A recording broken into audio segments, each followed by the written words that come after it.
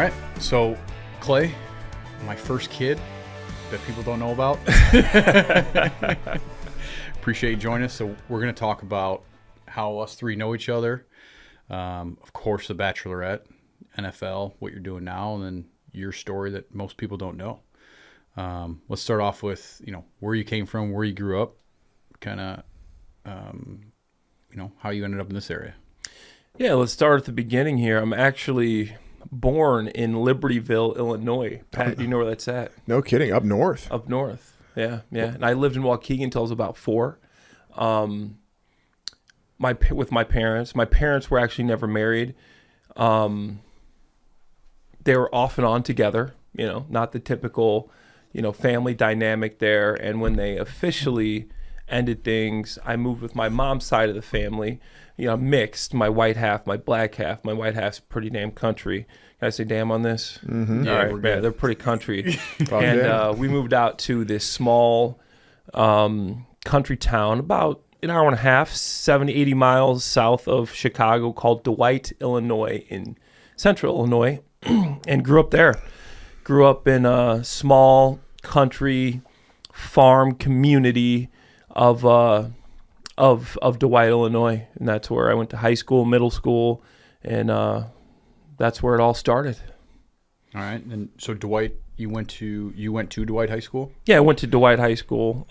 With your brother? With my brother Corey. Me and my brother Corey moved to Dwight with my mom and my grandma. When we got there, we lived with my grandparents for a few years in a trailer with 10 other people. My grandma and grandpa had the back room. My cousins, Jake, Janet, Jesse, Joey, Uncle David had like the middle room, and me, my mom, and my brother had the back room of this small trailer in a trailer court in Dwight, Illinois. Didn't have a car, didn't have a phone. Like we were as underprivileged as you could be as far as my family, especially my immediate family. We were. And a few years later, we moved into our own trailer, in and out of trailers. And it's interesting because I don't usually talk about my upbringing. I never like using anything as like an excuse. But to me, where I've gotten today, it's like it doesn't matter where you come from. Right. Because looking back, we're in trailers. Sometimes we come back and there's no lights. There's no electricity. There's no anything. We're playing board games with candles. We're the canned food drives you get at the school. I remember when I realized how poor we were when I brought a couple cans for the canned food drives, and then I get a box full of cans on my doorstep. Yeah. And those cans at the canned food drives were actually for us. Wow. Some of the clothes that people would bring to school, we would get some of those clothes. So very underprivileged as much as you can be. My mom didn't have the best upbringing, and her as well as some other members of my family suffered with alcoholism, drug use, and that was prevalent kind of in where we grew up and why we would have to bounce around from government-assisted housing to a different trailer to a new government-assisted housing, different trailer. Mm-hmm. And I had a brother, though, that was wise beyond his years, and my mom would go on these drinking binges to where she'd be good for 2 weeks, then she'd be gone for a month. Wouldn't know where she was. She'd be there for 2 weeks. She'd be gone for 2 weeks. And my brother always seemed to know what to do. We'd go to grandma's house.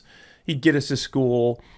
Just other thing. He was just very intelligent. Stepped in as kind of like that. Like a father figure almost, but took care of us. I always knew I just had to follow Corey. And our getaway to all this was always to play sports. We didn't have electricity. We didn't have, guys, let's go to the basketball courts. It's cold, whatever. Let's go play football. Mm-hmm. And we would always just go play sports, and that was kind of our escape. And then we ended up, because we played sports so much, being obviously really good in Dwight terms. Who knows how good that actually was, but we did end up changing our lives, because of sports, both of us, with him getting a scholarship to a Division I school as well, me following there.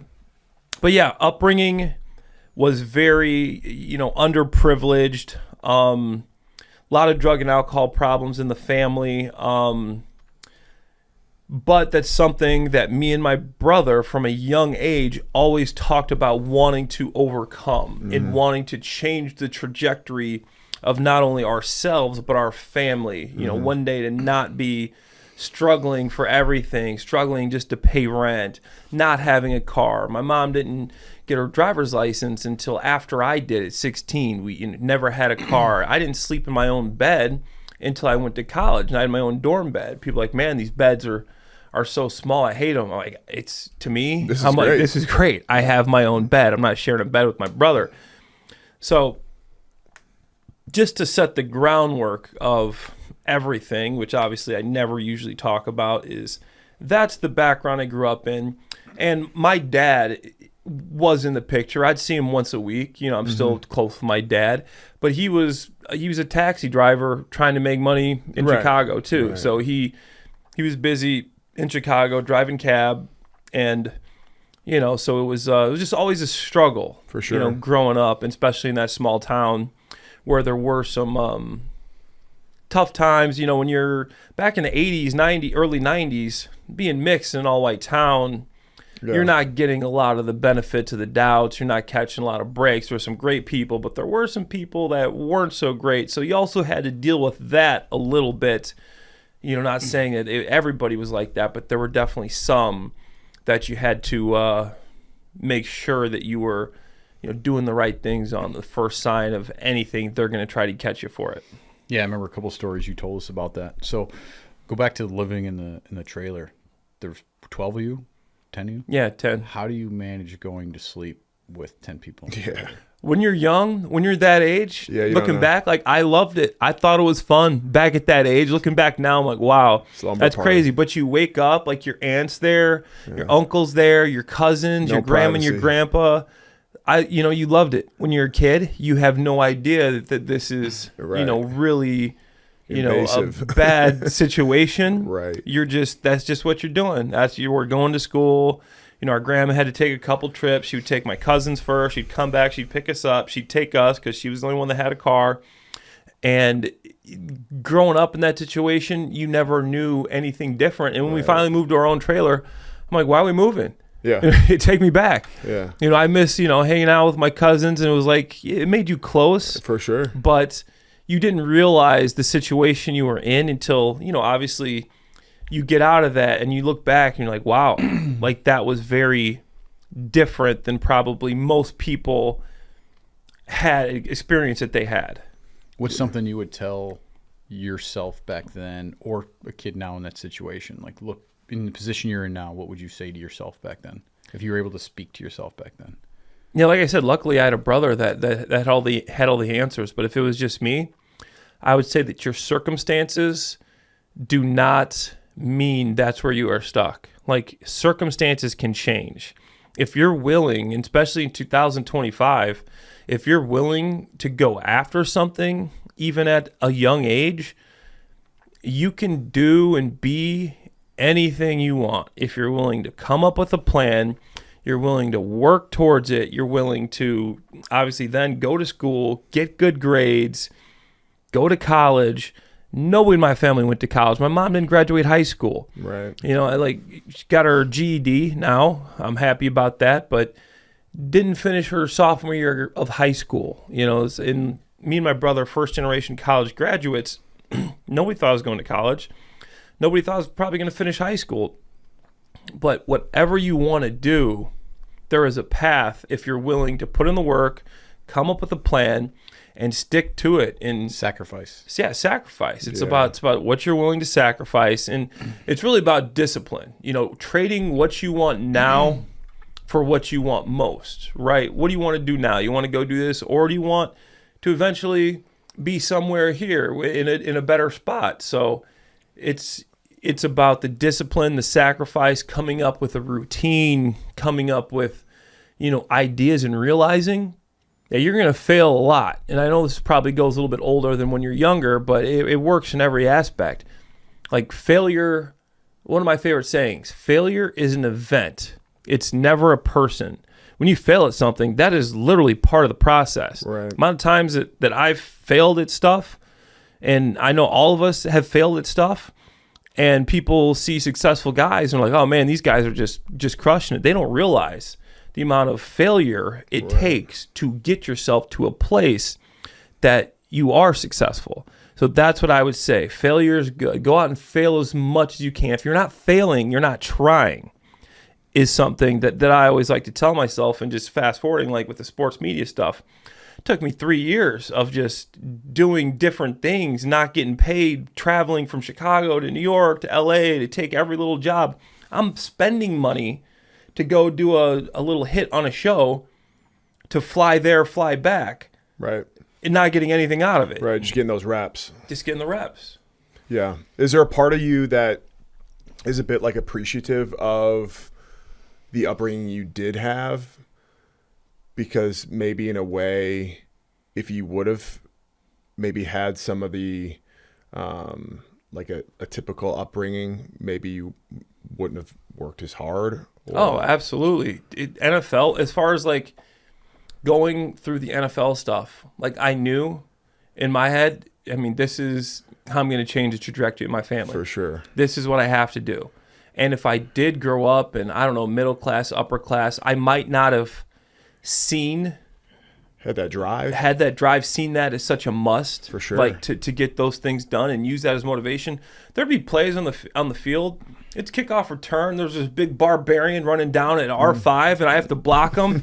And I go in my head, I'm like, your mom needs a house. Yeah. You know, your mom. I'm telling myself crazy stuff. I'm like, your mom needs a house. This guy foaming at the mouth. I know I gotta block him. Yeah. This guy looks just massive, and I'm like, man, I gotta block. Okay, dude, your mom needs a house, and you psych yourself up. Like, all right, like I ain't just doing this for me. And then you come away. It's like the stuff you had to tell yourself on the field, or getting through workouts, or the crazy stuff that went through my head, all because of my upbringing. And it made you appreciate things more, almost, I feel like. For sure. Like everything, going from where I was to like look back occasionally and just be like, keep going, definitely made you more appreciative. There's no fallback, right? It's like there's no fallback. It's either you do this or you're going back to Dwight, Illinois, right, and you're pumping gas. And even though at that point I'd had a degree, graduated college, I probably could have got a job doing something, but for me it was always like, dude, this is do or die. Like there's no way I'm going back to the trailer. And I always kind of tricked myself into thinking, like, if I don't make it in the NFL, like I'm going back and I'm living in a trailer with my family. Even though that probably wasn't the case. I got a degree at this point. I went to Missouri State, graduated, all that good stuff. But that's always something that stuck with me. Workouts, like you got to get this last rep. You got to, like, come on, you can, like this guy next to you, like, come on, you need this more. And just using that as a competitive advantage to just have that extra motivation to know, like, that's where you came from, like that's where you could go back to, and like you don't want to make that happen. And you've carried that motivation over into like literally ping pong. Everything. We were just playing this benefit basketball. My mom needs a house. Playing a benefit basketball game at the Chicago Sports Network, and I was like embarrassed afterwards. I'm like, dude, why was I playing so hard? Like, this was just literally just a game. It was for fun. Like, everybody had agreed to it, but once the opening tip off started, we're all over here, and especially me, I'm leading the charge. Like, I'm playing hard defense, giving people a couple little forearms, going up for rebounds. I'm like, dude, you got to turn this off. You're the worst. Yeah, I know. You're the Casper. Pat just always goes, okay. Yeah, you're right. You win. You're right, man. You're right. I was like, all right. So you go to Dwight High School? Yeah. And then Corey's at Missouri State. Yeah, so we both, in high school, we both were obviously small school. We're both good athletes. 3 sports all state. I always talk to Pat about that. No big deal. No big deal. Track, basketball, football for me. Baseball, basketball, and football for Corey. Corey gets a scholarship to Missouri State to play football. And coming up on my senior year, I'm getting some small looks for that age gap though. Real quick, we're 1 year apart. Yeah. We're 20 months apart, but 1 grade. So when you say he was wise beyond his years, he was 1 year older than me. 1 year older than me, but he always knew what to do somehow. Right. Like if we're at home, you're still at that age mentally, by the way. I know. I know. I haven't really transferred past that. That's probably why I'm still single. Corey'd be like, okay, we got to go to grandma's. So she's got, dinner and stuff, and like she'll be able to like get us to school and all this stuff. And I'd just be like, all right, man, like I'd follow Corey, and that's all I would do. So I was lucky and blessed to have a brother And he's still like that, man. He's got 3 kids, white picket fence, married his college sweetheart that I actually introduced him to. And he never says thank you for that. But Corey. Yeah. No, He'll give me some credit occasionally. And having him there was definitely special. But he goes to Missouri State. And then finally, like, I am a senior and I get hurt my senior year of basketball. So could go D2 basketball, could go D2 track, could go play football. Basketball is my first love. End up following Corey to Missouri State to play football, and it definitely wasn't easy at Missouri State either. Mm-hmm. So you're at Missouri State, Corey. He's playing what, linebacker? Yeah. Okay. You did you start linebacker? No. So Corey's a linebacker at Missouri State. I'm a wide receiver. So I go there. And I think I'm going to walk in and just be a stud because I was so good at Dwight. Like 1,200 yards and 9 games, 21 touchdowns. 50 people in the 50, whole exactly, school. 50 people in my graduating class. So I go to Missouri State, and I'm terrible. They redshirt me. I'm a receiver. I end up getting better, and I'm still just playing scout team. Then my freshman year, redshirt freshman year comes around. I'm thinking, okay, I should get some time now. Maybe I can get a starting job. Don't play at all. Barely step on the field. I think I had 5 catches the entire year. So now 2 years into college, I'm thinking I'm going to be this dude. I'm going to the NFL. Haven't played at all. Right. And then a couple of our senior tight ends get hurt, and I was our biggest wide receiver. And they're like, do you want to move to tight end? And I almost transferred after that. I almost left because I didn't want to play tight end. Oh, no kidding. I moved to tight end, and next thing you know, took a ton of work, had to gain a ton of weight, and I ended up having a really good season as a sophomore at tight end, and I ended up being second-team All-American, and it broke all the tight end records. Because when you're running routes against linebackers versus cornerbacks, it's a lot easier as a tight end. Right. So the next year I come back, I have an okay year. Senior year, listen, the guys, you have a chance. Right now, you might be a tryout guy, but you have the athletic ability to really do this if you become a good blocker, you work on your routes. So I gained 20 pounds in a year, eating until I felt sick, working out all the time, working on my routes, working on everything to do with the game, obviously still going to school.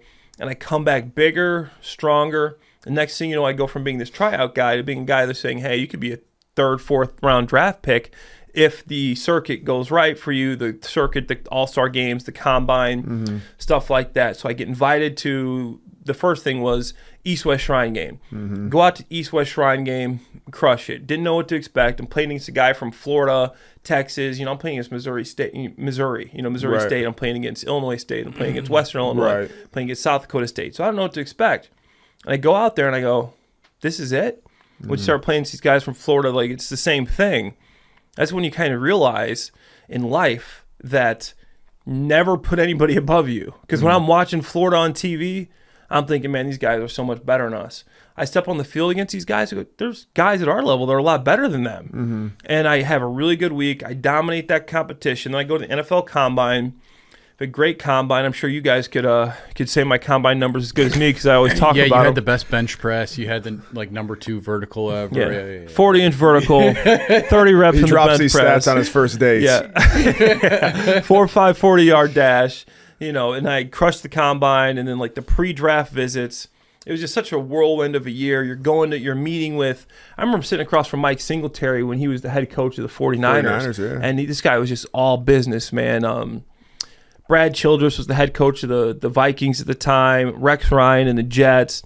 Harbaugh and the Ravens. Took a ton of pre-draft. Jerry Jones in the news these days. Sat across from Jerry Jones. Talked to him for 20 minutes.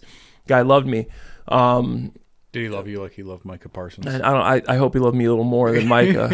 let Michael, if you listen to his... Michael Parsons. He kept calling him Michael Parsons. And it was just such a whirlwind. And then...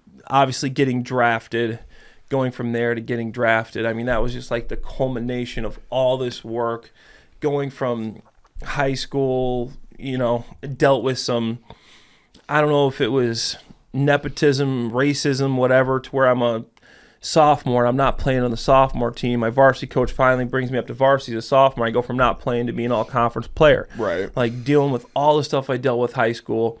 Yeah. And going from not playing at all my first 2 years of college having good years, gaining all this weight, trying to be better, overcoming some injuries to get drafted. And it's not like you're rich as soon as you get drafted. Like I had a $500,000 signing bonus. You but put the work in too, though. Put the work You have in. to put, it's not like it wasn't all nepotism or politics or racism. Like you did put the work in. Yeah.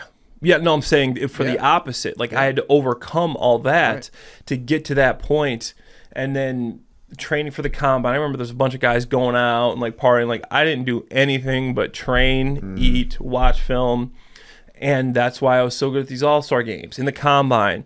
Then to finally get drafted, and it's Where were you when you got drafted? Were you back at the trailer?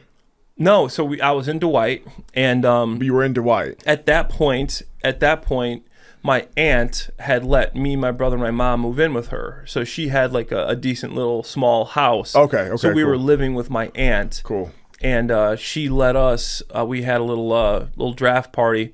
Cool. But people in my hometown kept showing up at the house like, hey, man, you get drafted yet? Yeah. And so we went and got a hotel, like off-grid. Finally got the call from Andy Reid, like elated, like, pop champagne, like the family's crying. It's like, wow, like I'm a Philadelphia Eagle now. Yeah, it's crazy. And, it was definitely surreal moment. Probably to this day, probably like the top moment of my life. Right. Like getting that call and saying, you're a Philadelphia Life-changing. Eagle. Life-changing.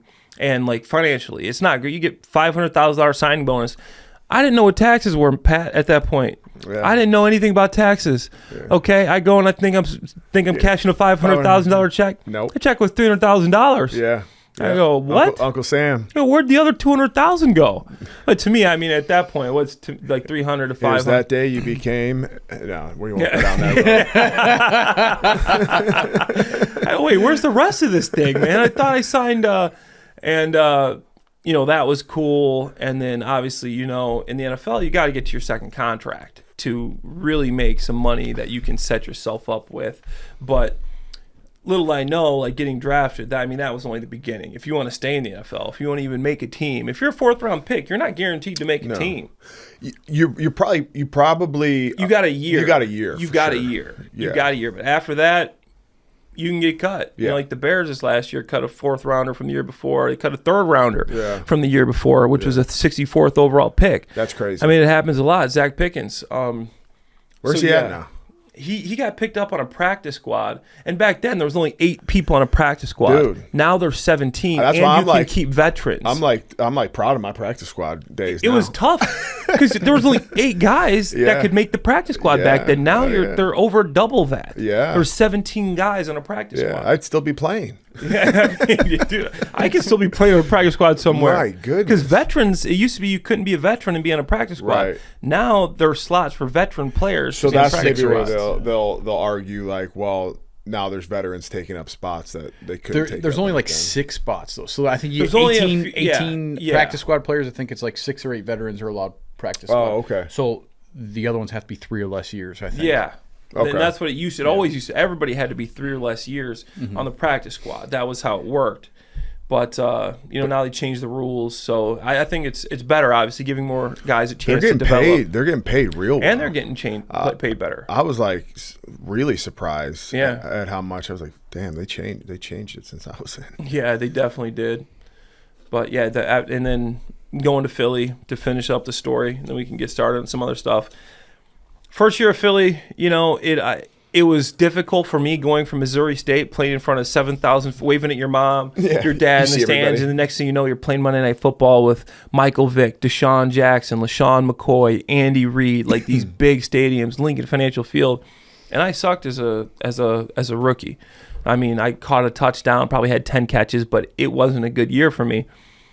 Second year, got a little bit better. Still, Well, you got better because we met after your rookie season. yeah, and we'll talk about the extreme speed and all the work that we did. Got better. Third season got better, but then a new coaching staff came in, Chip Kelly, and this is a story in itself. Selleck was there at that time. Like, give me the tight end list.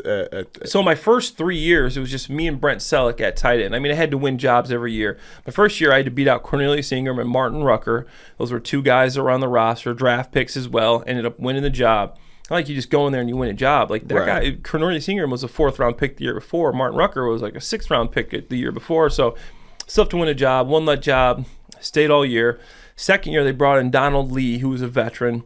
And then we had a couple other guys won that job. Third year, similar. There's always someone to beat out, right? Right. And Because Selleck's not going anywhere. Selleck's not going anywhere. I was just the backup tight end for those 3 years, played special teams. They only carry 2, though? We only carried 2. We're like one of the only teams back then that only carried 2. We ran a lot of split wide, kept extra receivers. Okay. Then my 4th year, Andy Reid gets fired because we have a bad year. And I think this would be fun to dive into. Not fun, it would be interesting. I think this is something people would like an inside look at, was that year with Coach Reid. I mean, there was so much that happened the year he got fired. Like his son Garrett, which was a really good friend of mine, worked with the coaching staff.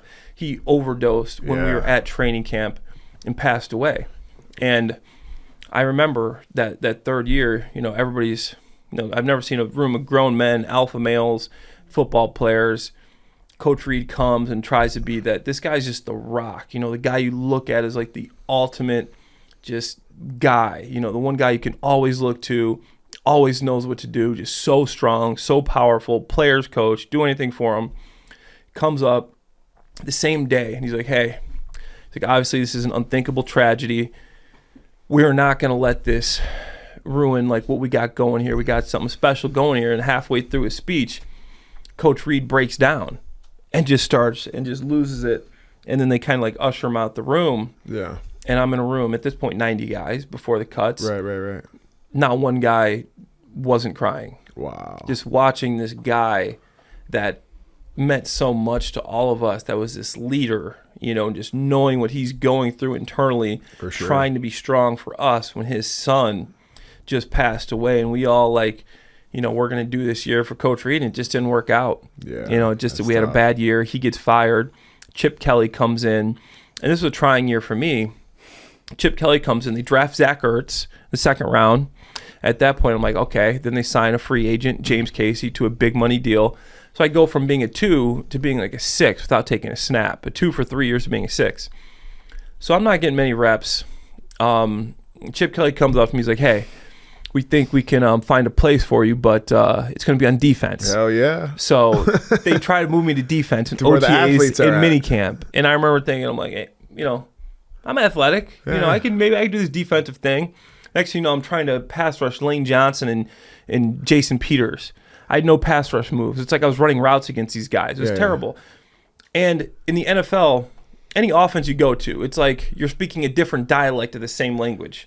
You go to defense, you're speaking. Yeah. I don't have the Rosetta Stone. They're speaking Egyptian or what do you call Hieroglyphics. it? Hieroglyphics. Bro, I didn't know what I was looking at. Yeah. And they're like, no, I've never heard this in my life. Yeah, the verbiage is all different. The verbiage is completely like you can go to a new offense and pick that up. Go to a new defense. Yeah, and once you start like when you're in the NFL, you got a head coach coming up to you talking about switching from tight end to D after end. on your 4th season. Yeah, it's not. It's like you're like, okay, where am I? Time's up for me. Time's up.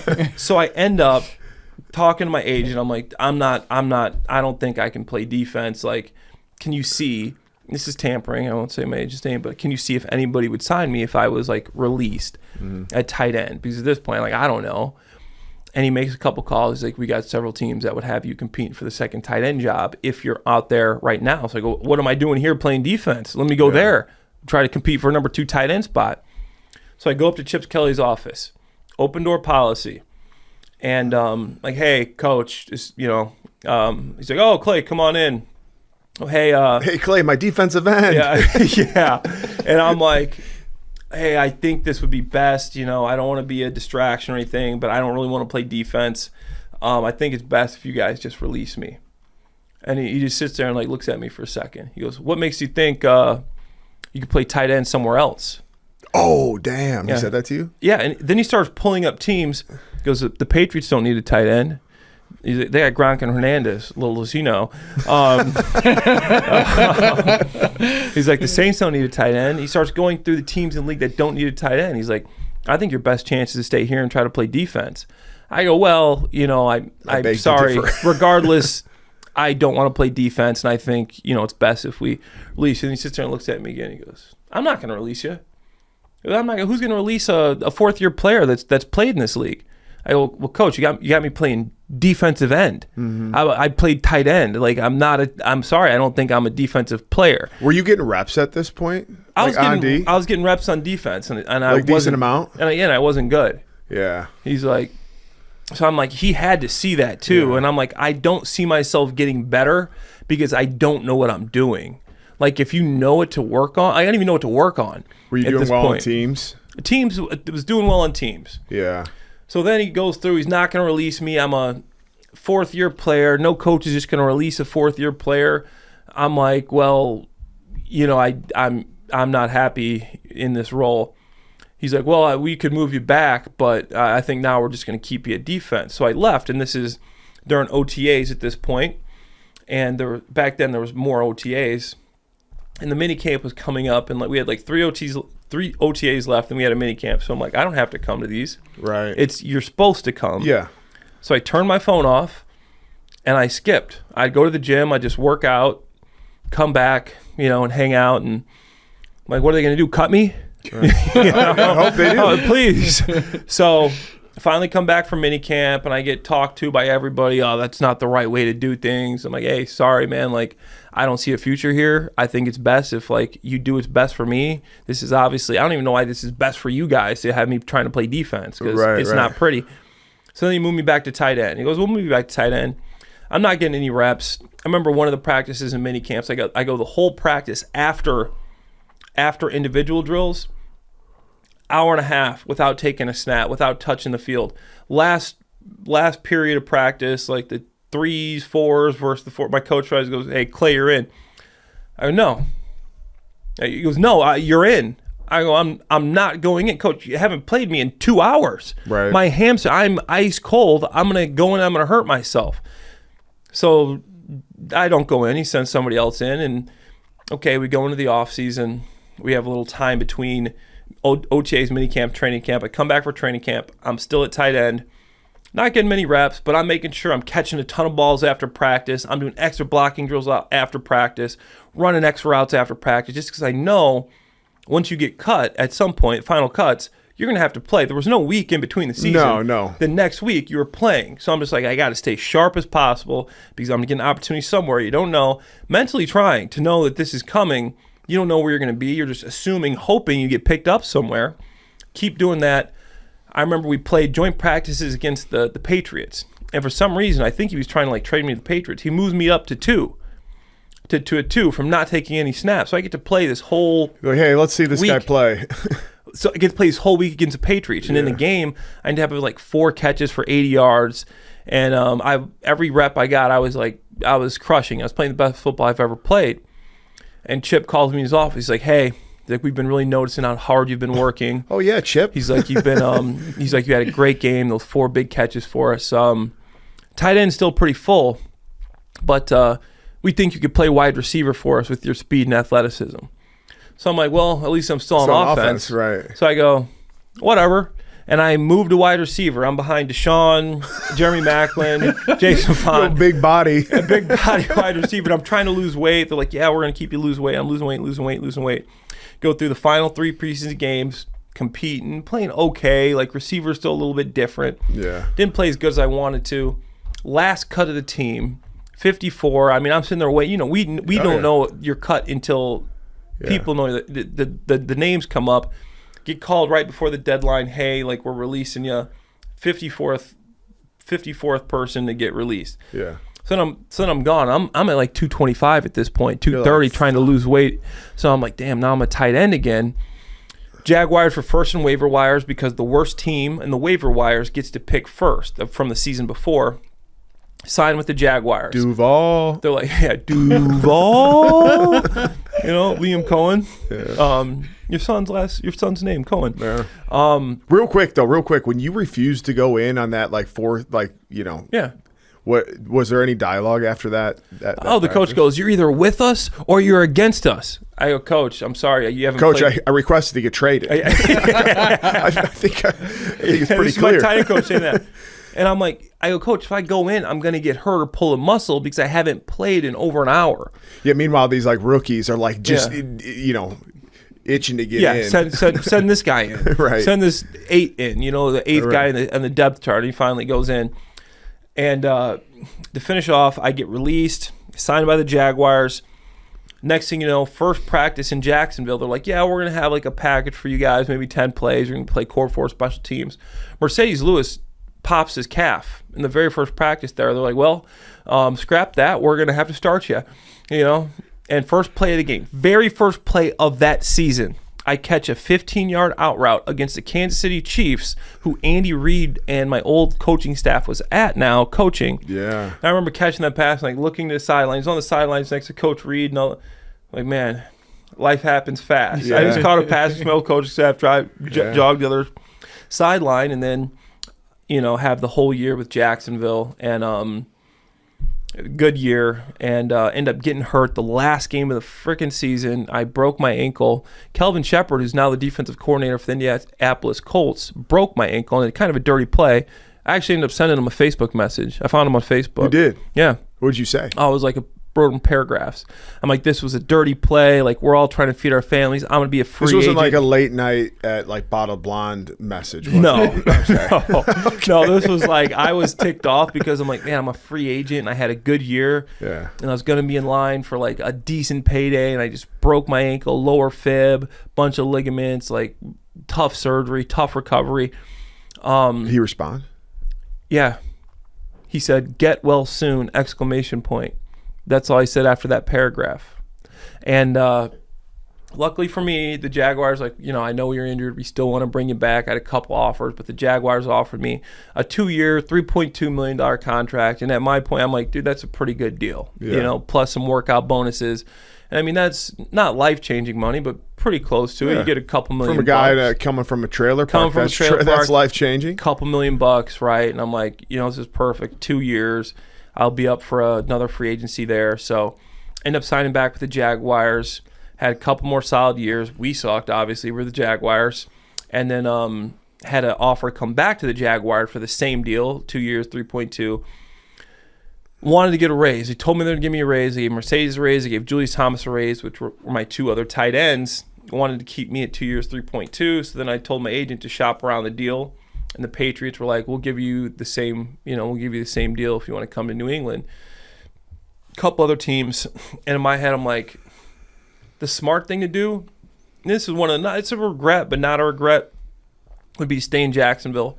Coaching staff loved me. I was able to reinvent myself from Philly. Yeah. I went from the guy that, I was like normal-ass dude to a guy that I would stay late in the training room. I would stay late in the film room. I'd watch film at the facility, just so the coaches, when they're walking through the facility, they look in the film room, who do they see? They see me. These little things that I did that I knew helped. It helped me studying the book way more. They would be asking me questions. Clay, on this play, who has the, I'm like, oh, he's the hot. He's just making sure after getting cut. I remember thinking there was more I could have done in Philly for this opportunity. I never wanted to have that happen again. In Jacksonville, I completely got to change who I was and how I was looked at. And I was looked at this just consistent dude, knew what he was doing, could be any position. So I ended up leaving. Should we? Do you want to pause this? Keep going. Ended up leaving Jacksonville to go to New England, which in hindsight was probably a bad move because New England had Rob Gronkowski and Martellus Bennett in their tight end room, and my agent's like, he's like, I'll be honest. He's like, good opportunity. It's a really tough roster to make. They just drafted a 4th-round draft What was the deciding factor? Because there is something to be said about, Jacksonville, wasn't successful, and I know you want to win, but then there's something to just be said about some job security, right, in the NFL. Job security. Should have stayed there, like thinking with your head, thinking personally. With me, I'm like, what does an NFL player see when he looks in the mirror? He sees the best player in the league. Right. I look in the mirror. I'm the best. I go, I don't care if I'm competing against Martellus Bennett or their new 4th-round pick or James Devlin. Even Gronk. I'm like, me and Gronk were drafted in the same year. I know Gronk is Gronk and he's going to have his job, but like you're uber confident in what you can do. Mm-hmm. Like the only thing that could happen was maybe you get injured, and of course that's what happened. But signed with New England. I'm like, I'm going to go play with Brady. I'm going to play with Belichick, play with Gronk. Like, we're going to win a Super Bowl. This is going to be great for my career. 2-year deal. crush it in New England, then I'll be up for like another big deal. So signed another 2-year, $3.2 million deal, which is, solid. So, got another one of those in the books. Start off crushing it in New England. I'm getting the 2 reps. So I'm like out there with Gronk, Brady, Edelman. This is during OTAs? During OTAs. End of OTAs, I end up popping my adductor and having to get surgery. So I miss the mini camp and I miss most all of training camp. And they're like, this injury is supposed to take like a few months to heal. Like, we're going to pup you and you'll probably be back like midway through the season. But I just murdered my rehab and I was back during training camp. I remember I was there for the last 3 preseason games. Looking back on it, I should have taken my time and just moved it on in the season and came back later. But as an athlete, competitor, you want to get out there as quick as possible. For sure. Go out there, last 3 preseason games, have a decent 3 preseason games. Wasn't as explosive as I typically was, obviously, coming off this injury. I dislocated 2 fingers on one of my hands, and you know how tough that is. You pop it back in, you have to go play. But blocking-wise, like keeping your hands inside. And it came down to me and this 4th-round pick to make the team. In the last game, like, he got 10 catches, I had none. Right. It was mirrored routes. It wasn't because I wasn't getting open. It was just for some reason Jacoby Brissett, who was the quarterback in the preseason, kept throwing it to the other guy. I go, I'm toast. I probably remember telling you guys, like, dude, I remember all I'm these getting cut. stories. I remember, when you got hurt. I remember sitting in Sunny Isles and Trump International. I was in the sun, and you called me like, "I'm signing with the Patriots." So I remember all these. I remember all these stories. Yes. And then you should have. I mean, hindsight's 2020, right? But yeah, you should have dragged that out. No, I should have dragged it out. I should have stayed in Jacksonville. I should have dragged out the injury. Yeah. I come back and I'm like, I'm cut. Like, there's no way I make this. They're not going to keep 4 tight ends and a fullback and 4 running backs. So we knew we had running back. Like, that's a big room of the same type of player. So I'm watching the cuts. You go from 90 to 75. At this point, we're at 75. You go 75 to 70. 70 to 65. Wow, I didn't think he was going to get cut. Okay, 65 to 60. Like, I didn't think he was going to get cut either. I'm like, is there a chance? And I'm just like refreshing, like waiting. 60 to 57, 57, 56, finally to 53. There was no way. I made the 53. Didn't know how that happened. But it was because I was a core 4 special teamer. Joe Judge was our special teams coach. Brian Dable was my tight end ended coach. Up cutting the other tight end. They kept all 4 of us. Oh, that's awesome. They kept all 4 of us. But obviously, I was only on the roster for 5 games. Then I ended up getting released. Back then there was no short-term IR. So if a guy gets hurt for like 4 games now, you have to keep him on the roster. Dante Hightower goes down. They got to bring in a couple extra linebackers. Somebody else goes down. We have 4 tight ends. So I end up getting released. Like, Bill. That was your Brady was suspended for 4 games. Deflategate, yeah. And ended up signing the next day with the Detroit Lions. Had a couple other options. The Lions told me our starting tight end did something to his ankle. You're going to be able to start all year. And I had a better signing bonus I was going to go to Oakland because I liked the offensive coordinator. They use a lot of 2 tight end sets.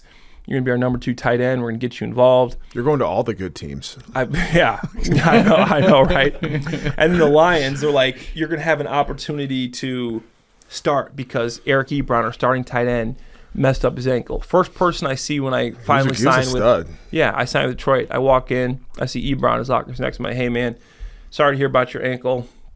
It's just a small sprain. He's like, I'll be back in 2 weeks. You're like, what? I'm like, what? So these guys got me here on like false pretexts. Right. So I got to play for like 2 games, and then I'm back doing like the backup stuff, the special team stuff.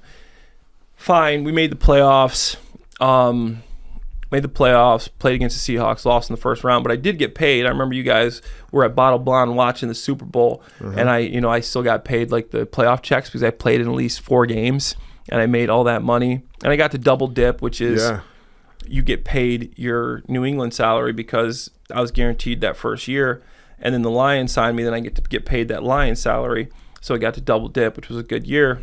Next year, signed with the Saints in off season, get hurt. Last preseason game, was going to make the team, like was playing well. I had one of the best off seasons of my life, so I missed the whole year with the Saints. And and then that's where basically my NFL career ends. End up going on the Bachelorette, re-injuring my wrist that I got hurt with the Saints on. Yeah. And I go to a workout the next year. If you're healthy and in shape, we're going to sign you with the Bills. Perfect. Brian Dable, my old tight end coach for the Patriots. I'm out there with the Bills. I'm running routes. Next thing you know, I pop my groin, tear my groin. I'm out for the entire season on the field for a workout for the Bills, which I probably could have played for another 3-4 years. But now I missed an entire season with the Saints. During the middle of my work, I get hurt with the Bills. I miss another entire season. Nobody's going to bring you back after missing 2 full NFL seasons. So that's how my NFL career ended. And for me, it was so difficult after that. If I was to lose a job, like I'm competing with these guys and this guy beats me and he wins the job, cool. I'm not one of the best tight ends in the league, fine. But when it's like these freak accident injuries, yeah, it was difficult tough for a pill while. to swallow. Yeah, for tough sure. pill to swallow. Yeah, it's not on your own terms. Yeah. I mean, it's never on your own terms, but there's something where it's like if you get beat out, you're like, okay, losing a step or just, yeah, it's like it's time. taking a toll times, Yeah. and yeah, it's tough, man. It's tough.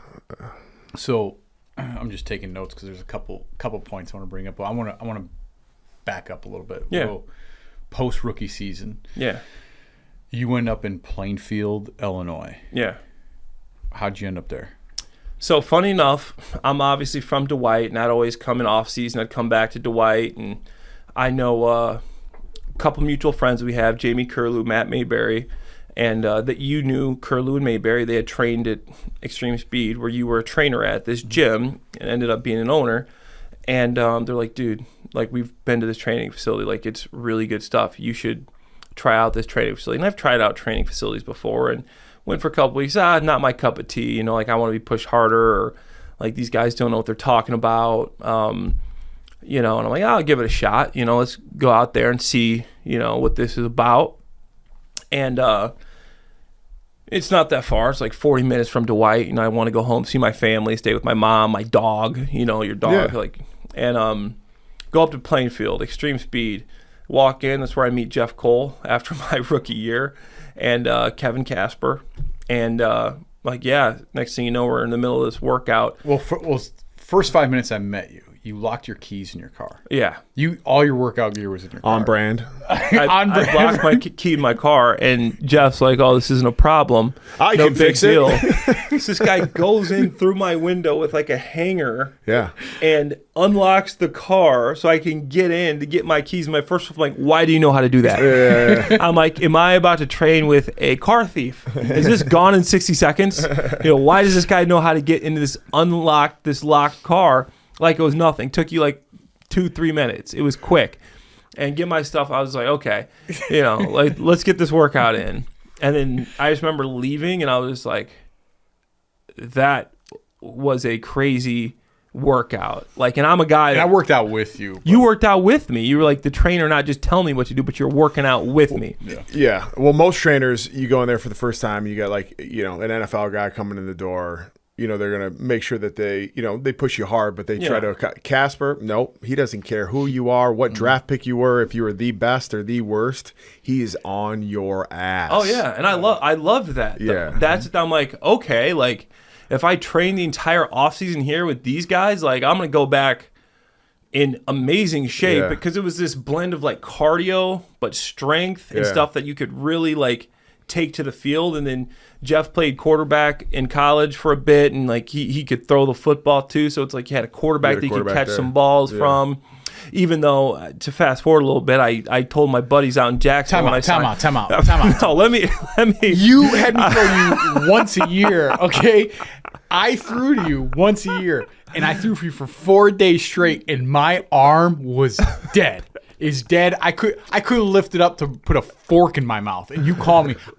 First of all, I'm in your condo. I know the story you're going to tell. You're going to tell I came and I sucked at the Jaguars practice. Yeah, absolutely. So terrible. I'm going to tell the story because you suck at this.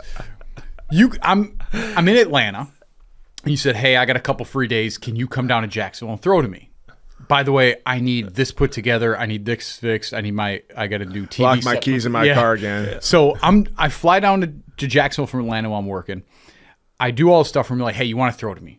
Now, you and I have not thrown in probably 8 months. Yeah, when we first started training together, we would throw all the time. We throw all the time. But My at arm this was good. Point, we weren't doing that much. No, we weren't throwing at all.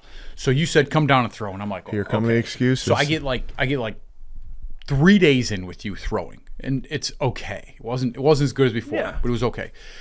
I'm in your apartment, and you're like, hey, can you get to this Jaguars practice? I don't care how you get Uber, do something. We need a quarterback. And I'm like, Clay, I can't throw. Oof. My arm is a rubber band. Now this is like opportunity of a lifetime. Go play for the Jaguars, right? Go play quarterback. I can't throw. I'm having trouble putting this TV set together because my arm hurts so bad for throwing for 3 days straight to you. And I'm like, yeah, I'll try. Bro, I couldn't throw a ball 12 yards. I didn't know that so part, bad. but I'm hyping up my guys. I'm like, no, he's good. Because like our quarterback couldn't make it. Yeah. And I'm like, dude, I got a guy. He's in town. Like, no, I've been training with him was forever. so That's why they let you go. I'm like, he can make all the throws. Like, it's fine. And Jeff gets out. He starts skipping balls. Dude, these guys are like looking at me. I couldn't lift my arm up. Jeff. Who's the quarterback? His name was Eric from Iowa. Eric. No, it was the kid Ricky Stanzi. Ricky Stanzi. I'm throwing Ricky Stanzi. I can't throw, and I'm like, this is so. Wait, why are you throwing to Ricky Stanzi? No, him and I were quarterback for the Jags. Like Chad Henne and Bortles couldn't make it, or Gabbert. Oh, so you at least had Stanzi there to throw a ball. We had Stanzi, but we needed it was the entire. It was all the receiving core. The running back. Who's this guy? Who's the dude from Michigan that I'm doesn't like, tie no, his guys, shoes? like he's legit, like he can throw. And I'm like, and then like go routes, hitting 5 yards short, dig routes, throwing it behind guys. Couldn't do anything. Corner routes to the tight end, you have to stop, like wait for the ball, and I'm just like, bad. It was bad, dude. It was bad. Guys like, yo, I thought you said this guy could throw. I'm like, I thought he could too. So, yeah, that was embarrassing. But I mean, opportunity of a lifetime. No, opportunity of a lifetime. No, Clay did it on purpose. Like, all right, I'm gonna wear his arm out. And like, I haven't thrown in a year, and now he's get me. That's funny. I was probably at least because when we would throw a solid 120 passes. I think we would. Yeah. So I'm at minimum 360 passes in, not including the warm up. So I'm 400 to 500 passes in a 3 day earlier span. in our when I was in Plainfield, like with the Eagles and like before Jack's, like we were throwing a lot. So Jeff probably would have been more. I was in shape to throw the ball. He was in shape to throw, and like this was like one of those. I was working in Atlanta, and he calls me, jump on a plane to come fix something for him. So I do, and then it's like, come to practice for 3 days with me, throw to me. By the way, you're going to come practice with a team now after you're completely dead. It was embarrassing. All right, you saved yourself, Jeff. Thanks for your side of the story. He doesn't like to tell the whole story. Yeah, he's about to just say, I had Jeff come out and he was trash. Yeah. Well, I didn't know how bad a shape his arm was in, but I just remember my boys being like, yeah, man, you really dropped the ball on this one. But no, like in going to Extreme, just the way they pushed you, and the fact that you guys did the workouts with us. When there's someone coaching you to do something, it's a little different feel than when you're working with your athletes. Casper would be lapping us because it'd always be like some sort of like a circuit where he was doing it and doing it way better and cussing us out because we weren't going fast enough. Who is this guy? Exactly. So Casper and Jeff too. Yeah. And I'm training with the best. These are NFL players, and I'm like, damn, like I'm trying to keep up with these guys. Right. And like Jeff is a guy that looks like he could barely throw up 135, maybe not even squat a plate. But back in the day, this dude was strong, and we were competing against each other. We won some money in Texas too. You remember that? Yeah. Yeah, we went out, worked out Foles. Yeah. And, you won money? Oh, yeah. What do you mean? There was another tight end. Who was Brett Brackett bet, and Nate Mankin. Yeah. Bet. We went to a gym. We were working out. Do more reps with them. And who could do more reps, me or the other NFL tight end? Yeah. And you did more reps? One more rep. Did one more rep on bench press. Wow. Yeah. Workout warriors. Yeah. I hit 30 still. Is it sometimes funny though when you like look at yourself back then in the best shape of your life, and then you look at yourself right now, you're like, I'm in way better shape now, not working nearly as hard as I trained then. Aesthetically, isn't that weird? It is aesthetically. like I'm in the best shape of my life, you know, but it's a different type of training. It's a different type of training. I'm not doing power cleans, hang Right. snatches, you know, these sprints, change of direction, For sure. pushing bags to try to simulate a 300-pound guy, you know, all the different type of training you do for football. It's not the same as Not now the when I same. go into the gym and I knock out 100 curls and 50 crunches and Mirror you know, stairs. yeah, a bunch of stairs and just to look good, you know. So it's a different type of training, but yeah, the strength and explosiveness back then I miss, but like aesthetically, people probably see side by side like, oh, that guy's in way better shape. better but shape. realistically, like that guy was much stronger, faster, like everything. Going back to extreme, I think the thing it did for me, and probably for both of you as well, what Casper did to us mentally and pushed us has made me mentally stronger in life. And I think when you go to camp, you're like, yeah, this is nothing, because mentally Casper prepared us too, for not just for working out, but for life. Like he pushed us past a limit that I think we thought we could get to. Absolutely. And the thing that a lot of these training facilities do is they're scared to hurt guys. Right. You know, and Which is there's an understand. You can understand that. Yeah. But like I wanted to be pushed, and that's what Casper and Jeff did. Like, you know, and I'm a guy that likes it gets you ready too for the hard coaching. Hell yeah. Like yell, talk shit, yell at me, Yeah. like, you know, do all that. Because in football, guess what? These coaches aren't going to coddle you. You're going to get motherfucked. Right. Okay. If you mess up a block, if you mess up, you got to come back and you got to keep going. Obviously, yeah, best physical shape I was in, but the mentality that you go through in training like that definitely prepares you. I mean, it prepares you for the business world, but in my instance, it definitely prepared me for an NFL season, the ups and downs of that, the competition, the feedback you get, you're able to take it, even though, you know, it might not be delivered the best way. You know, nowadays I feel like it's a little bit different. You know, Casper might be in jail somewhere if he was just... he wouldn't change. You go out and visit him now, and you're like, "Yeah, you want to grab a workout?" And I'm like, no, because he's still doing that. Yeah. Like he'll be like Navy SEALs that are out in Arizona that are like get like linked up with him somehow, and they'll do a training. They're like, "This is the hardest thing I've ever done." So then when I go out there, I'm like, "No, I'm good on the workouts, man." Yeah, no, you work out with Casper, it's the same thing. It's going to be some big competitive workout. And if he beats you, he's just gonna be talking trash the whole time. But so do you. Yeah, you're the same. You're the same You way. You guys are like the same. All right, Casper's just dialed up a little bit more. Yeah, he's just dialed up. He's just he'll turned fight up. you. He'll actually fight you. Where you're like, dude, I'm just. Have you ever tried to play basketball with Kevin Casper? I like one time he's like he's gonna play me in basketball. I'm like, Casper, there's no way you can beat me in basketball, dude. And I was expecting like real basketball. Right. No, this guy's playing This football. was a Prison Break. Yeah. What was the Adam Sandler movie? The longest longest yard, yard, bro. Like you get past them, you got the layup come next thing you know, you're getting clubbed at the side of your head. I'm like, this is like this guy thinks this is real basketball, he's fouling the heck out of you and then talking trash about it. You're not calling fouls. Like, okay. It's next thing you know, you got to come back and try to foul the crap out of him. Yeah. To beat him in that style of basketball, pretty difficult. If it was regular basketball, that guy wouldn't score a point on me, but that's just Casper. Yeah. You know, he's going to freaking do whatever it takes to get that W, but you respect that. Yeah, he's a different breed, man. Yeah. He's a different breed. But yeah. So there was a story in between at the end of your career that you get. Well, first of all, you lived with me for a few years. Yeah. Your driver's license is still my address. I still get all your mail. Yeah. You go on the Bachelorette. Yeah. We'll tell, I'll let you tell that story, but I've got some funny stories, including the NFL. Well, while you're on Pat there. can start that one off. Oh, the Bachelorette. Yeah, it starts with Pat Schiller. Yeah, well, it was Shannon because the year before you went on the Bachelor or Bachelorette. That's what it. Yeah. Yeah, Bachelorette.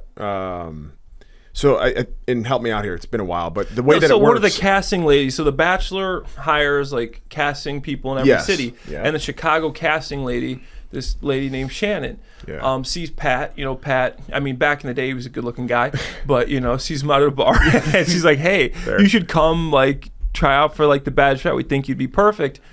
And Pat goes and like does like jumps through like some of the hoops of like the Bachelorette casting thing, and then I forget what ended up happening, but then the next year we see Shannon she's out like, again. hey, you should do this again. He's like, we really liked you, but like it wasn't the right girl, and you at this point you had met Carlin. I was at the bar with Carlin, who was going to be your future wife, now the wife of your children. Yep. You know, and mother of your children, the wife of your children. Yeah, so we were at Benchmark in Old Town. Yeah. Shannon comes up to me. He's like, hey, we should do this thing again, right, for this season. Yeah. And I'm like, I'm off the market, but I'm like, I'm here with my boys. Yeah. And I think there's some pretty good candidates here for you to choose from. And you were with me, and I'm like, you should talk to this guy, Clay. And she's like, looks at Clay. She's like, oh yeah, you would be great. Right. And then I just kind of like let you guys do your thing. And then, you can tell the story from here. Yeah, like and how it progressed. And then just like started messaging, and I'm like, yo, actually, I play in the NFL.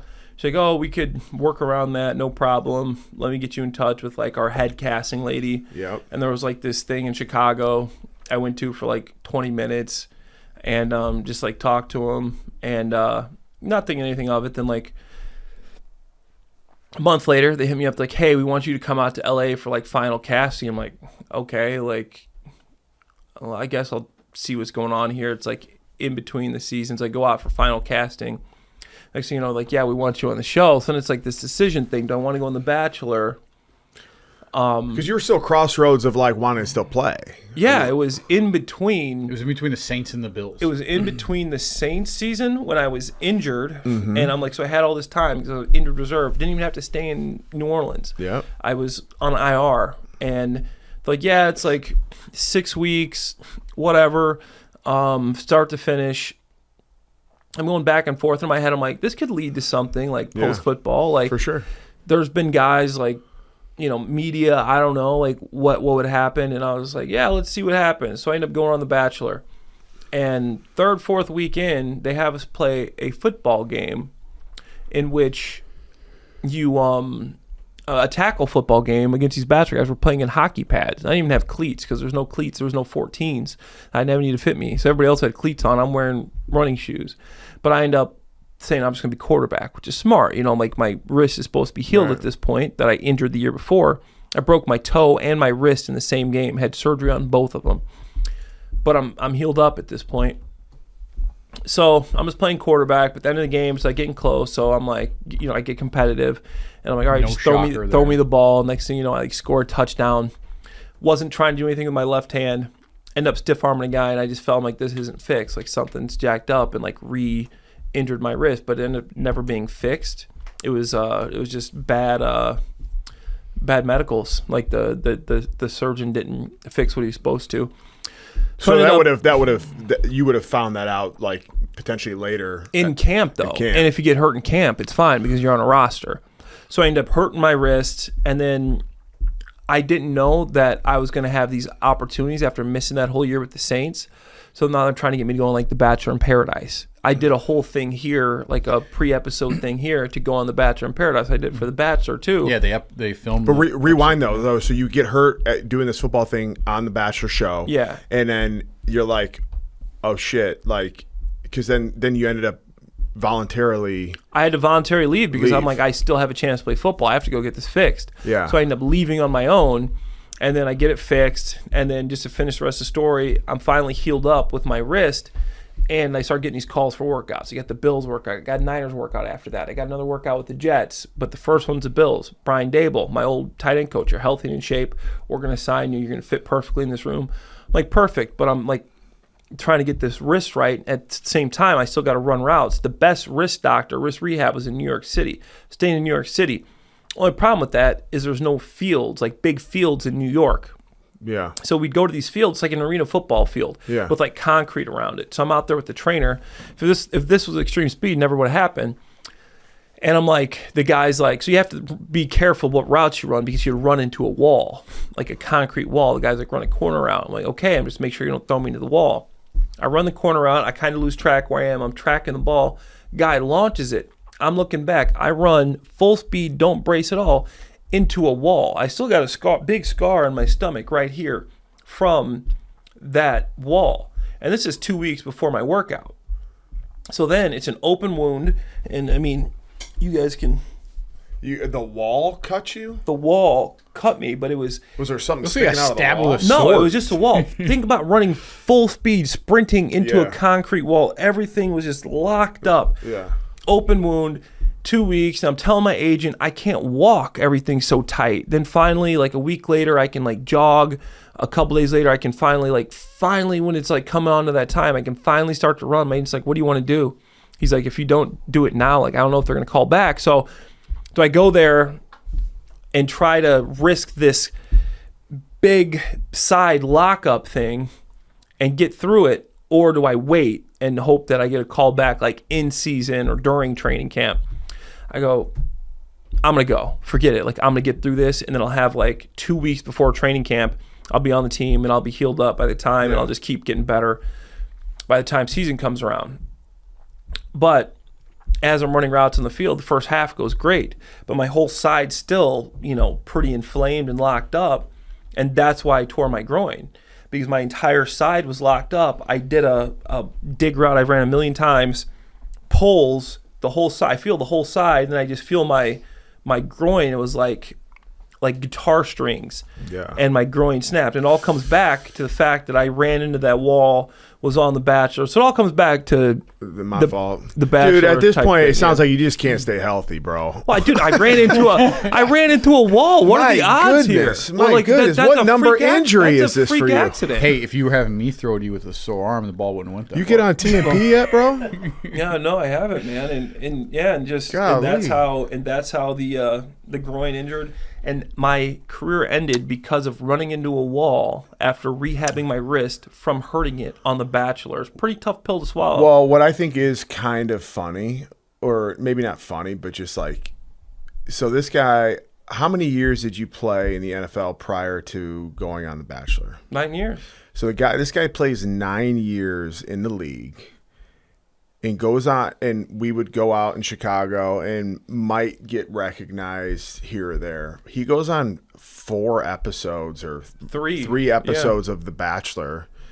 You can't go to the gas station without getting stopped. We can't go anywhere without this guy just getting rushed to take pictures with him. I'm like, this is just bananas. I had no to me. idea. No idea. Bananas None to of us me. knew. None of us knew. Yeah. There was a world where, I was just out with you, last weekend? Yeah. And when we're at the bar and you see people walk past and you hear them like side chatter, it's like, oh, that's Clay. He was on The Bachelor. And that was like, how many years ago now? This is 2017, bro. 2017. Yeah, it's like 8 years. Yeah. So like, in a way, it kind of did you maybe a little solid because like, you got some recognition from I will say I did make good friends from The Bachelor, and the one thing that I am happy about is Andrew. like Andrew. Hell yeah. Andrew has made a living, a career off of it, and like he's my first cousin, Andrew Spencer, who's beloved in Bachelor Nation now, and like, I was always worried about the kid. Like I was always like, go back to college, man. Like I can get you a job here. Like he's staying in my place, like my spare room or my couch or whatever. And I'm like, bro, you got so much potential to do so many different things. But he just didn't want to. Oh yeah. Go and like do the medical device sales or the full 9 to 5. But me being on The Bachelor was able to open the door to get him in The Bachelor, and now he's taken that and made it a career. So it's You're welcome, done Andrew. some good things. Yeah, done some good things for him. So that's another reason I'm like happy about my Bachelor stint, and I made some friends. Besides that, like my whole feeling about The Bachelor now is like, what were you thinking? Yeah. You think so? Yeah. Do you regret it? I do. I do. I feel like I would have played probably 3-4 more years in the NFL, and I mean, not just to be monetarily, but like 3-4 more years. Yeah, maybe I make 3-4 more million, right? But then your retirement, your 401k. My 401k is great. Like you're 38 over $1 million in my 401k, but every year you get this double match. You get 4 more years of that, might be 2. Right. My pension great pension. You'll get $6K a month, but you play 3-4 more years, you're making $10K a month. Right. Your annuities, your capital accumulation plan, your severance is more. It's just when you look at it that way, it's just like, wow. 9 years though ain't bad. No, it ain't bad. And I'm extremely blessed. I know how blessed I am to be able to have done that for a long time. Yeah. But it was just like, wow. Like, too bad I couldn't have just went on and stayed healthy. Yeah. But, hey, things happen for a reason. And I'm happy to where I'm at now. And I'm in a good spot and get to look back in a lot of those years and be like, yo, that was dope, man. I got to play in Wembley Stadium, in Tottenham Hotspur Stadium in London in front of 100,000 people. I got to play in multiple NFL playoff games, Monday Night Football, Sunday Night Football, play with Brady, Belichick, Drew Brees, Matt Stafford. Like, these are guys I'll be able to tell my grandkids about if I ever get around to having kids. But you're gonna have to have some kids first. I'll be able to tell your grandkids about. But somebody's grandkids will hear about it. Yeah. So, a couple funny stories with the Bachelorette in the NFL that I have. One, they filmed the first episode with you on it at my house. Oh, you were on it? Yeah, I was on it. Yeah, I think you'll be great together, man. You made the show. Yeah, I made the show. Yeah. We got the house. We're throwing football in the backyard, and they showed me and Jeff throwing the football together. But yeah, we got. They had your family here for dinner. Whole family for dinner. Yeah, it was a good time. I mean, they took all the furniture out of the family room, the dining room, everything, and they changed it all around so they could film a whole bunch of different things. It was kind of funny. Yeah, and then we did the Paradise filming here that never got aired. Remember when I was going back on Paradise, but then I got the call saying these teams want you to work out. If you go to Paradise, then you won't be ready for the NFL season. So it was one day before my flight. And I was talking to my buddy Grocery Store Joe, who's a big time Bachelor guy, and he blew up in Paradise. And the reason he went to Paradise was because that last day they gave him my exact flight, and he goes out there and blows up and goes on Dancing with the Stars, and now he's like a celebrity, D-list Bachelor, but he's still a celebrity. And I always say, you owe me a beer. Like, all right, man, I got you. Joe talks, all right, got you a beer. Here's a beer, man. So the other one is, this one was more of a headache than anything, but of course I'll figure it out. I'll figure out a way to figure anything out. You go to the Bachelorette. You have no phone. You and I have no communication. I don't remember this. 2 days before you leave, you get an audit from the IRS. Oh, yeah. IRS sends an audit for an exuberant amount of money because they said, or I'm sorry, it wasn't the IRS. It was the state of Illinois. Yeah. The state of Illinois is worse than the IRS. They wanted their money because they said you lived in Illinois for taxes, but you actually didn't. You were Saints. Maybe it was Detroit Patriots. Yeah. Maybe it was Saints. But I had to find all your rental leases with no communication with you at all. So I had to convince people to give me the rental leases with your signature on it. I called your agent. Well, I was sitting over there in that room. Your agent picks up the phone and goes, Jeff, this is the worst day you could call me. It was like March, whatever. It was the opening day for like trades or I don't know what the hell they call it. But it was the day that transactions can happen. He's like, this is the worst day you can call me. I'm trying to get phone numbers. So he gives me the phone number of the Patriots front office, Detroit Lions front office, and then there was another one I needed to get. The nicest people in the world that I've ever talked to was a Patriots front office. Oh, they're still great. They still invite me to all their. They are the nicest people. They were easy to deal with. I said, hey, here's who I am. Here's what I need. Here's what's going on. I explained everything to them. Of course, I got passed like 3 different times, but super nice. Dealt with it, super professional, and got me. What a guy, Jeff. W-2, all that. And I didn't have to pay anything. Well, hold on. So then I get the Detroit Lions one. They got it to me pretty quickly, and your agent helped me get some things done too. I got our accountant, Alan. Shout out, Alan. Yeah, appreciate you, Alan. I gave everything to Alan, everything we needed to do, and it was this is about time you came back. We're still going through the audit. You paid $164 off of like a $600,000 audit. Yeah. It was a deal. Where do I write the check? Who do I make it? Because that was that year I double dipped, and they saw that salary from okay, guy made this much from New England, then he get this much Yeah. from Detroit. Okay, he's an Illinois resident. We want our money. We want our money. Yeah. Yeah. So that Sorry, was, Pritzker. yeah, that was, I can't believe I had 2 NFL front offices give me your forms, Yeah. and then I was able to convince some landlords to give me your rental agreement. But yeah, man, Jeff, like, people are like, if there's one person, like, say you get arrested in like Mexico or something, like, who are you gonna call? Yeah.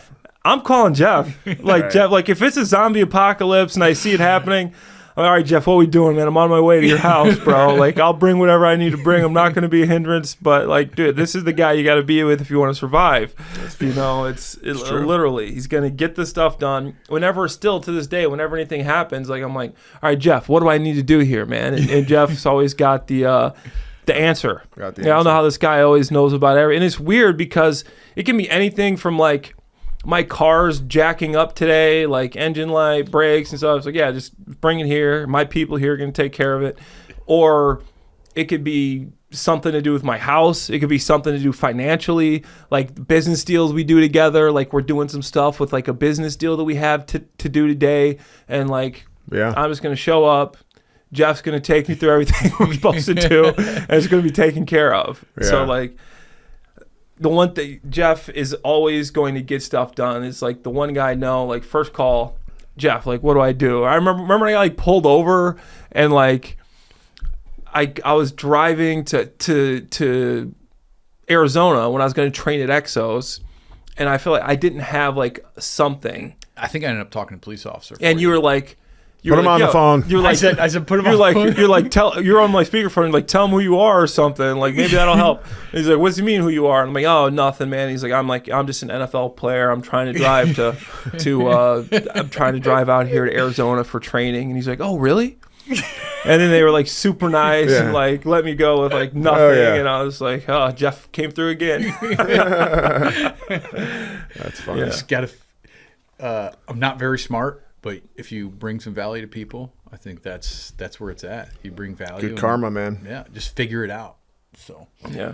God, that was a whirlwind when you're playing the NFL. It was like babysitting my 5 children upstairs, but worse. Yeah, we were upstairs right before we were shooting this podcast, man. I just look around. I'm like, who are all these kids? I'm like, my goodness. I'm like, man, I want to have kids. And now I'm like, man, maybe I should wait Maybe a I should little longer. wait a little longer. Yeah, birth control up there. Yeah. Yeah. Jeff, I might need to bounce. Yeah, we'll wrap up here shortly. So what are you doing now?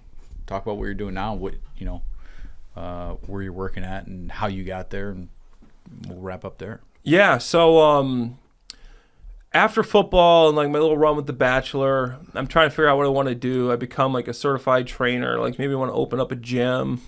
Not really. Like I'm looking at maybe being a strength conditioning coach, maybe getting on staff at NFL. But you know how many hours those coaches put in? For sure. It's ridiculous. So I'm like, I want to get into sports media. So I started making some calls, and like nobody's answering anything, emails, calls, even DMs, whatever. So I come up with this plan, and I go, I'm just going to, as dumb as this sounds, you just got to take action sometimes. And I go, I'm just going to go hit up all my boys on teams, and I'm going to go to training camps, and I'm going to start tweeting. I'm going to start tweeting about football training camps and what I see. And I go to Jaguars, Eagles, Bears training camp, and I just start tweeting. Go to Bears, go to Eagles, go to Jaguars. For some reason, never play with the Bears. Play with the Eagles, Jaguars. The Bears stuff I start putting out there starts blowing up a little bit, and people start following me. Next thing you know, I get hit up. First one to hit me up was NBC Sports Chicago. And David Kaplan, who's a big-time guy in Chicago. He, Cap and J. Hood has a show on ESPN. At that point, he had a couple shows on NBC Chicago on his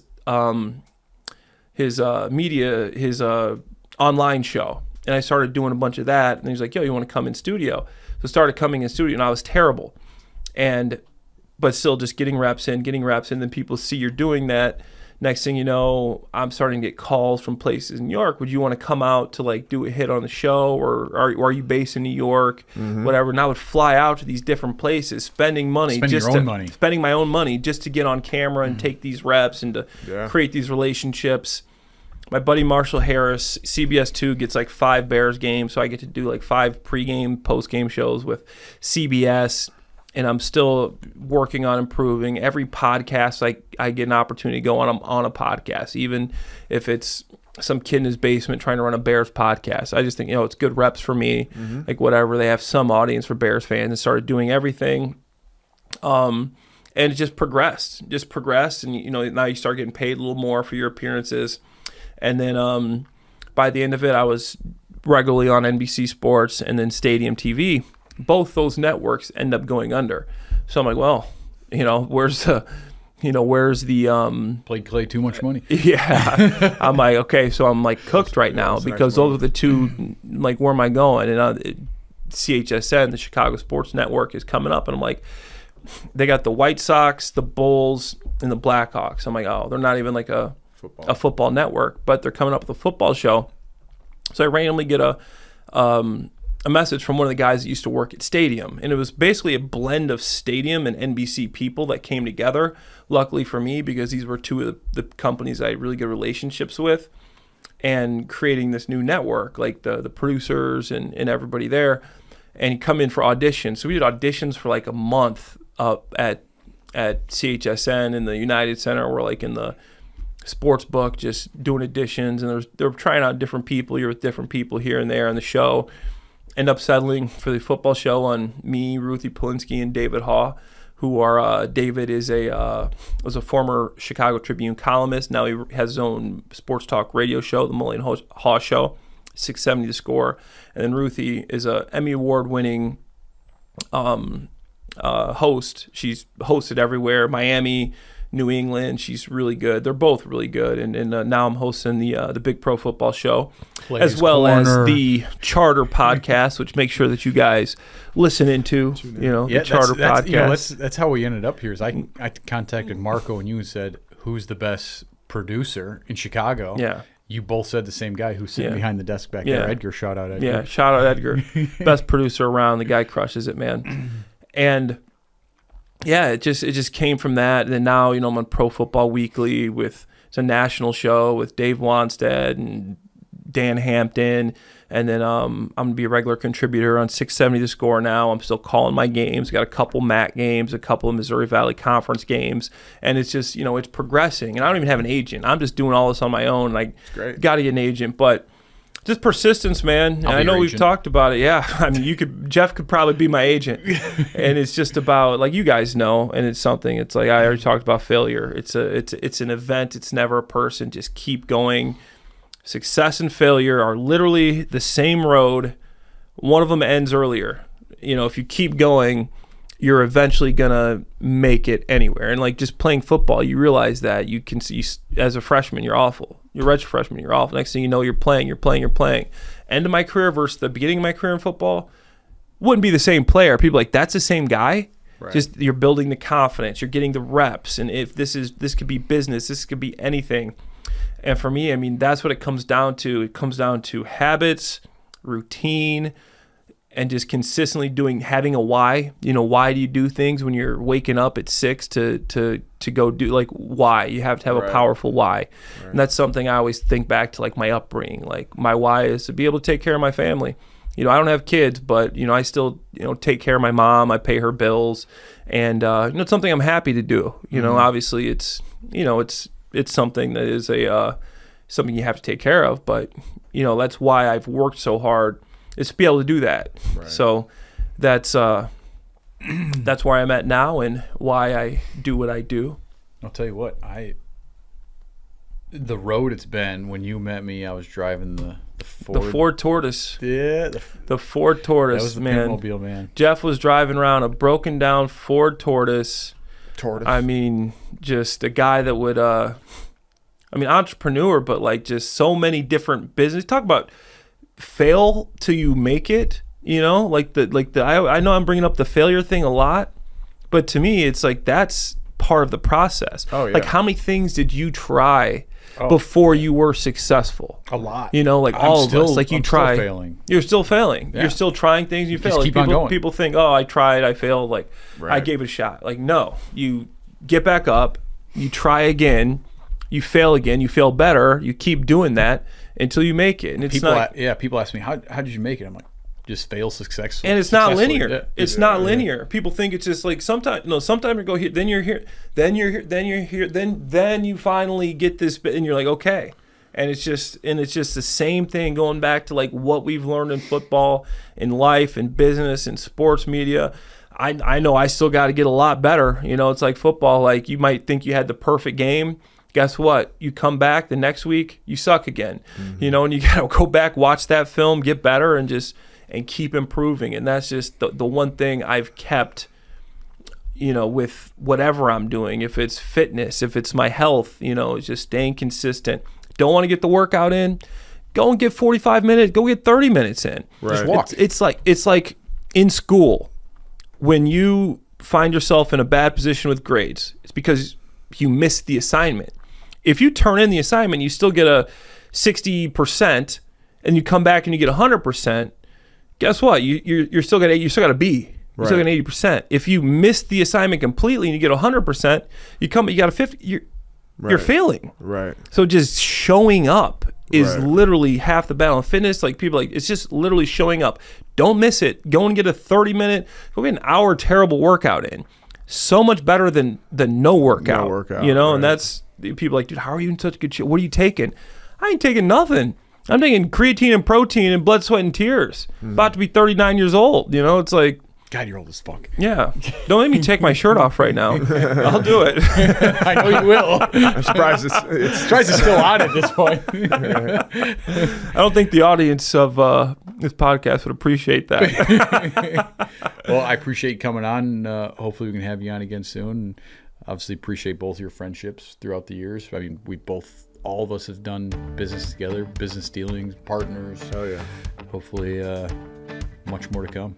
No, man, appreciate you guys more than you know. Appreciate my time living with Pat back in Chicago, living with Jeff here, and appreciate your guys' friendships. And I mean, Jeff's dug me out of more holes than Jeff's the man. than I could even start to talk about. And we'll leave a couple of them, you know, under this table, you know. But there's been a lot of them that Jeff's helped me out of. So, you know, always appreciate you, man. All right, sounds good. Thank you.